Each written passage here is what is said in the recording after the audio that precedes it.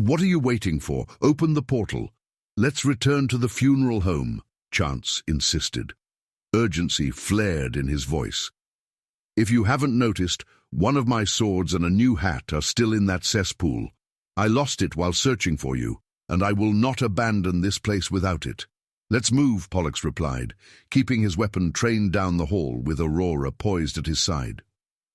After battling their way through the chaotic corridors of the police station, Pollux finally retrieved what he had come for, his sword and hat.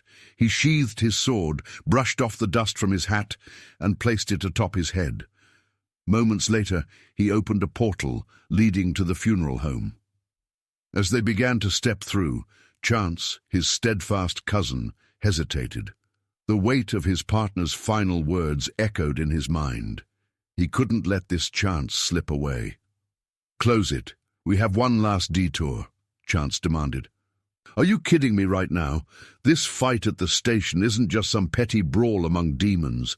It's an unrestrained battle for our lives, and we're right in the middle of it. If we don't act fast, we could be overrun." Pollux's voice dripped with urgency, sending a prickling chill down Chance's spine that reminded him just how precarious their situation was. "I understand, Pollux, but we can't afford to waste a second. We're heading to my workstation. My partner mentioned a key that could unlock everything we need to know. He mentioned it being under his desk before he was snatched away." Chance's eyes blazed with determination. His resolve to uncover the truth shone brighter than the chaos that surrounded them. The urgency of their mission was palpable. "We don't have time for delays," Pollux shot back, flinging his MP5 aside, the weapon clattering against debris. With a flourish, he unsheathed his blade, its glint reflecting a dangerous light in the chaos around them. A sense of urgency crackled in the air like static, amplifying the tension of their mission amidst the merciless pandemonium. "Exactly. That's why I'm going to be in and out. Once I secure the key, we're gone," Chance declared. Adrenaline surged through his veins as he charged toward his workstation. He embodied the spirit of a knight heading into a fierce battle. Navigating the wreckage of the once bustling police station, Chance, Pollux, and Aurora picked their way through debris-strewn corridors. Splintered desks, shattered glass, and spent shell casings crunched beneath their boots, the air thick with smoke and the lingering stench of gunpowder. The fluorescent lights overhead flickered erratically, casting the scene in harsh, strobe-like flashes. Pollux and Aurora tensed in their battle stances, their weapons raised, scanning every shadow for movement. Chance rifled desperately through drawers, papers and bullet casings spilling to the floor, his hand shaking as desperation mounted. All around, the room grew unnaturally silent. Nearby factions of survivors and scavengers paused mid-stride, their eyes fixed warily on Pollux and Aurora, the tension thick enough to taste. "Chance, we're running out of time," Pollux warned, his voice low and urgent, frustration lacing his words as he prepared to open the portal to prioritize their escape over finding the key. "I'm opening this portal. You can choose to stay or gamble your life for a key, but I won't risk everything for it." "I found it! Let's move!" Chance exclaimed, vaulting to his feet as relief and excitement flooded through him like a shot of adrenaline. "What? You expect me to go in there? No way!" Aurora protested, fear widening her eyes as she watched Pollux conjure a dark portal swirling ominously. "I wasn't asking for your opinion," Pollux snapped, his eyes cold and jaw clenched. In one swift, brutal motion, he seized Aurora by the neck, his grip iron-strong, fingers digging into her skin as her eyes widened in shock. Ignoring her protests, he dragged her toward the swirling portal, its surface churning with inky darkness and streaks of blue lightning. With a forceful shove, he hurled her through the air, crackling with displaced energy as she vanished from view. Pollux's actions were driven by an unyielding determination not to let fear or hesitation compromise their mission, even if it meant sacrificing compassion in the moment. Mr. Abgill's eyes widened in startled alarm as Aurora tumbled through the portal, landing in a heap on his office floor. The sudden burst of energy caused the loose papers on his desk to flutter and the owl medallion at his throat to swing. Aurora's shock was etched across her face, her limbs stiff, breath coming in ragged gasps as she scrambled upright. Mr. Abgill's gaze darted from her to Chance and Pollux, the concern over their pursuit of Sebastian etched in the tight lines of his brow and the wary tension in his posture. "Welcome back. Didn't expect a new guest to crash in like that. Who's she?"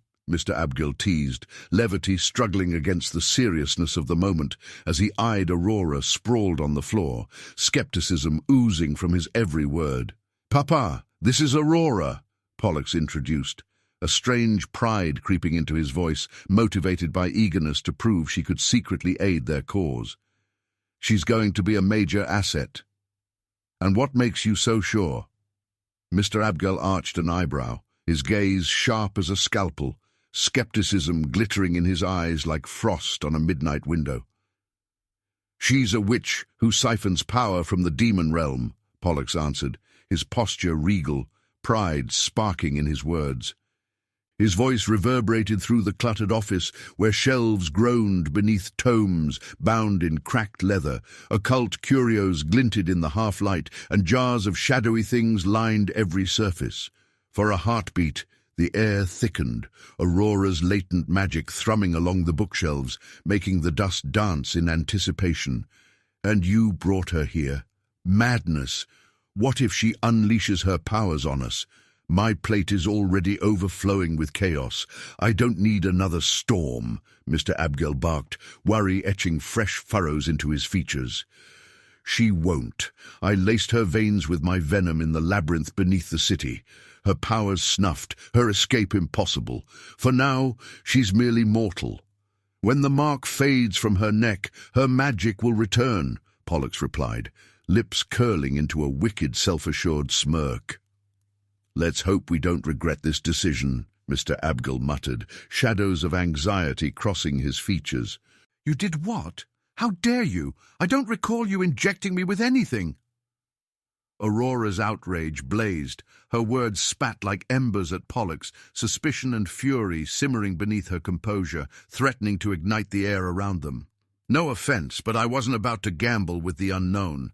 That's why I kept you contained. Better to shield the group from a ticking magical time bomb than risk a catastrophe," Pollux replied, his voice steely, eyes glinting with pragmatic resolve. "You had no right. How am I ever supposed to trust you now?" Aurora snapped, her voice trembling, anger and betrayal twisting her words into knives. "Trust me? I just saved you from becoming their prey. A simple thank you, Pollux, would suffice." Pollux shot back, confidence unyielding, as if the world bent slightly to his will. "I'll thank you when the venom is gone," Aurora retorted, her defiance crackling through the room like static. "Enough, that's quite sufficient. Pollux, are you certain you can keep this tinderbox from exploding in our faces?" Mr. Abgill cut in, his voice brooking no argument, the air thick with the scent of old secrets and impatience. "Of course. I promise I'll keep her from making our search for Sebastian harder," Pollux said, his confidence steady. "That's somewhat comforting," Mr. Abgill replied, his demeanor shifting slightly, the hard lines of worry softening. "Has my mother returned with tidings from Coco the Druid?" Chance asked, hope glimmering in his eyes like a lantern in fog. "Not yet, but fret not. Honey will ferret out Coco and return with the answers we seek," Mr. Abgill replied, confidence woven through his words. "Hey you, tall guy with the hat, what's this medallion story?" Aurora pressed, curiosity tugging her forward as she jabbed a finger at the owl charm perched at Mr. Abgill's throat. "My name is Jacques Abgill, and I preside over this house of passing," he intoned, his voice a velvet anchor in the flickering gloom. Brass sconces cast restless shadows over shelves of urns and weathered tomes. The air carried the mingled scent of sandalwood dust and something faintly metallic. "Please, don't touch the owl medallion. It's a family relic." He smiled, enigmatic, then lifted the medallion. Runes glimmered across its surface, the owl's gemstone eyes flashing briefly as he placed it around Pollux's neck. Jacques' gaze glittered with secrets not meant for daylight. Aurora frowned, skepticism shadowing her features. She swept her gaze across the parlor, shadows bending, urns winking in the half-light, cryptic symbols curling along the baseboards. "You all seem anything but ordinary," she murmured, suspicion sharpening her words. "Is this truly just a funeral home, or is there something stranger afoot?" She folded her arms, bracing herself against the uncanny energy swirling through the room. Mr. Abdul's lips curled in dry amusement. "And what gives you the notion we dabble in matters beyond funerals? Perhaps we simply indulge in gallows humor. It's an occupational hazard." Aurora stood her ground, arms crossed, suspicion slicing the air between them. "Your son bit me on the neck and stole my magic. He's been tearing open gateways to worlds crawling with demons, so pardon me if I'm not convinced by your funeral home charade." Disbelief and dread braided through her words as she pressed Mr. Abdul for the truth behind their masks. "Are you certain you wish to know the truth?" Mr. Abdul's voice dropped to a grave hush.